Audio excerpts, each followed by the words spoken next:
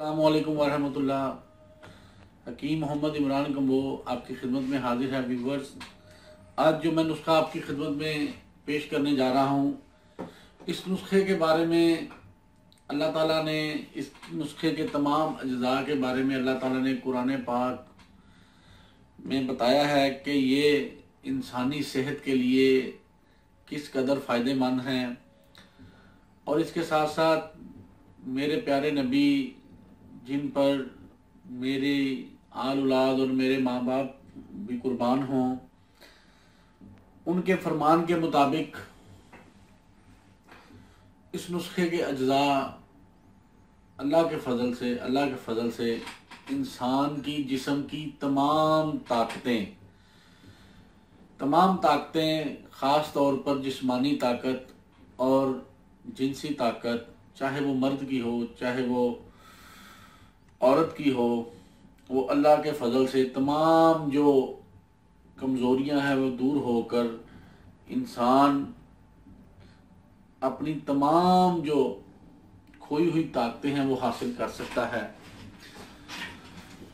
Viewers, इस नुस्खे के हवाले से मेरा तजर्बा और मेरे जो मरीज़ों को इस्तेमाल कराने का जो तजर्बा है, उस हवाले से मुझे इस नुस्खे से ऐसे रिज़ल्ट मिले हैं कि आपकी सोच से ज़्यादा। बाज़ औक़ात लाखों रुपए की दवाइयाँ एक साइड पे हो जाती हैं। ये छोटा सा नुस्खा समझ लें, ये छोटा सा टोटका समझ लें, उन तमाम नुस्खों पर बाजी ले जाता है। ये नुस्खा जो वतन से दूर हमारे परदेसी हजरात हैं, ये उनके लिए स्पेशल तोहफ़ा है। पाकिस्तान में रहने वालों के लिए तोहफ़ा है, इंडिया में रहने वालों के लिए तोहफ़ा है। सिर्फ यकीन और कामिल के साथ, ईमान कामिल के साथ आपने इस नुस्खे को इस्तेमाल करना है। दुनिया में जिस मुल्क में उर्दू बोलने, पढ़ने, समझने, लिखने वाले हैं, इंशाअल्लाह वो मेरी ये बात सफ़ाए दिल पर आज नोट कर लें कि ये नुस्खा जो मर्द और औरत इस्तेमाल करेगा, उसे सारी ज़िंदगी किसी किस्म की कमज़ोरी कोई करीब भी नहीं फटकेगी। इंशाअल्लाह वो अपनी तबई उम्र पूरी करेगा इंशाअल्लाह सेहत के साथ। कहते हैं कि सेहत के अंदर गुजारा हुआ, सेहत की हालत में गुजारा हुआ एक लम्हा बीमारी के 100 सालों से बेहतर है। और ये नुस्खा अल्लाह के फजल से जो छोटे से अज्जा पर मुश्तमिल है, इसके फ़वाइद सुन लें। इसका सबसे बड़ा फ़ायदा ये है कि ये जिस्म की तमाम ताकतों को बहाल करता है। नंबर 2, ये मर्दों की पुश्त को मजबूत करके अल्लाह के फजल से मर्दाना ताकत की, जिनसी ताकत की वो लहरें पैदा करता है कि मर्द कुदरती तौर पर जमा में वो सेहत और लज्जत महसूस करता है कि जो उसे लाखों रुपए की भी मसनूई दवाइयाँ खाने से नहीं हासिल हो सकता। और दूसरी सबसे बड़ी बात है, ये नुस्खा तमाम के तमाम अज्जा जो नेचुरल कुदरती अज्जा पर मुश्तमिल है।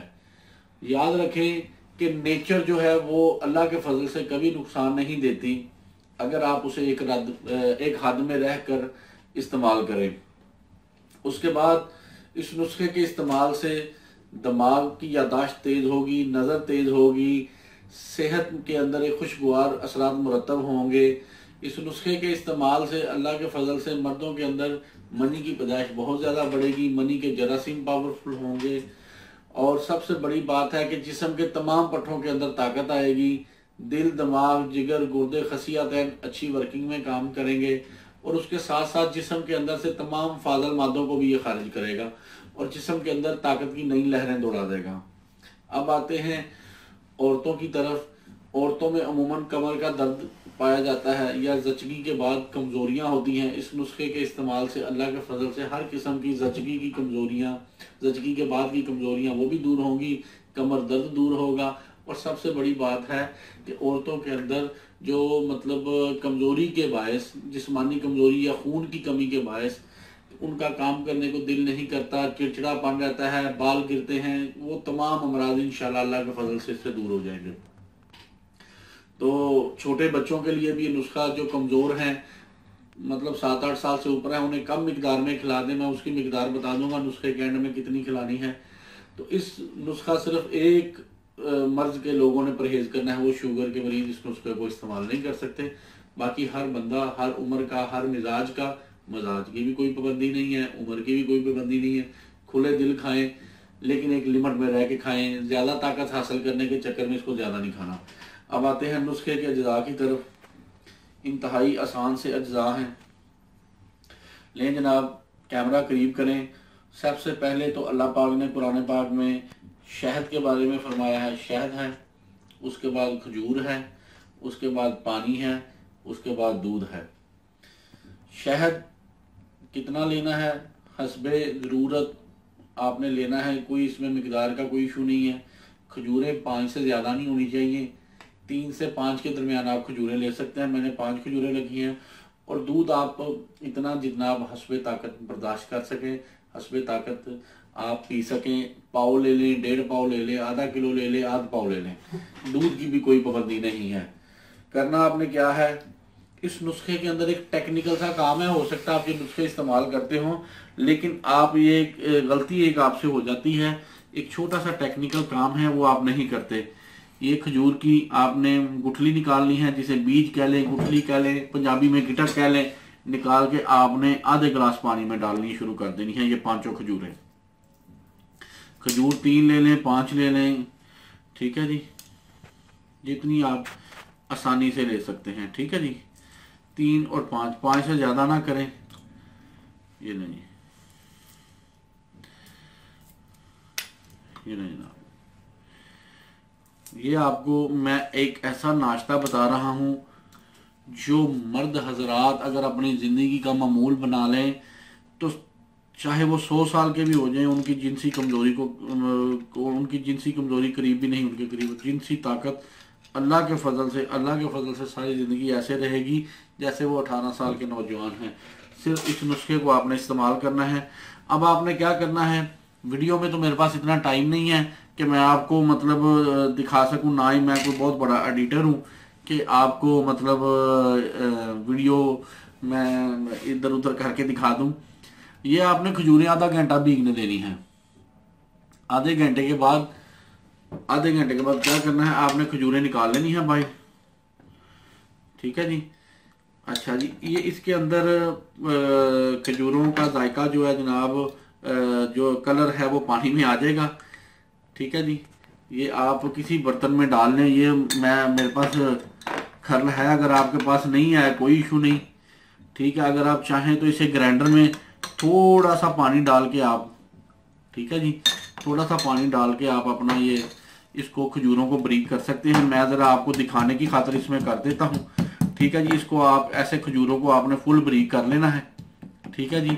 फुल ब्रीक करने के बाद आपने इसके अंदर 1 चम्मच शहद मिला लेना है खाने के लिए, ठीक है जी। खजूरें कूट लें, चाहे ग्राइंडर में थोड़ा सा पानी डाल के इसको 2-4 चक्कर देंगे तो आप ये जनाब मैश हो जाएंगी और एक यकजान हो जाएंगी। जब ये हो जाए, इसके अंदर आपने 1 से 1.5 चम्मच शहद मिला के ये अमेजे को खा के, ऊपर से सर्दियां तो नीम गर्म दूध, गर्मियां तो आम सादा दूध पी लें। पीने के बाद आपने जब दोबारा आपको खुल के भूख ना लगे, आपने उस वक्त तक कोई चीज नहीं खानी, खुल के भूख लगे तो आप खा लें, ठीक है जी। तो अल्लाह के फजल से आप इस नुस्खे को 7 दिन इस्तेमाल कर लें। 7 दिन के बाद आप हकीम इमरान साहब से फ़ोन करके भी बता सकते हैं कि वाकई हकीम साहब, कमेंट्स में बता दें कि वाकई हकीम साहब कि इस नुस्खे ने जादू कर दिया है। इस नुस्खे जो अल्लाह ताला ने कुरान पाक में जो फरमाया है, या हमारे प्यारे नबी सल्लल्लाहु अलैहि वसल्लम ने जो हदीस मुबारक में इन चीज़ों की ताकतों के बारे में बताया है, वाकई वो सही है। और इंशाअल्लाह अल्लाह के फजल से आपको पता चलेगा कि आपने कोई चीज़ खाई है। उसके बाद एहतियात और परहेज, सिर्फ शुगर के मरीज ना इसे इस्तेमाल करें, बाकी जिसका जो दिल करता है वो इस्तेमाल करें, कोई इशू नहीं। अगर आपको मतलब आप इसे मर्दाना कमजोरी के इलाज के तौर पर खा रहे हैं तो कम से कम 7 दिन लाजमी खाएं और 7 दिन हर किस्म की सोबत से, सेक्सुअल एक्टिविटी से परहेज करें। 7 दिन के बाद मुझे बताना कि वाकई क्या इसने जादू किया है। लेकिन जी, ये बहुत आसान और सादा सा टोटका समझ लें, नुस्खा समझ लें, मैंने आपको बता दिया है। अगर आपको इस हवाले से किसी चीज़ की समझ ना आए कमेंट्स में पूछ सकते हैं। जाते जाते इस दुआ के साथ कि अल्लाह ताला आपको और आपके अहले खाना को हर किस्म की बीमारियों से महफूज रखे। अस्सलामु अलैकुम वरहमतुल्लाहि वबरकातुहू।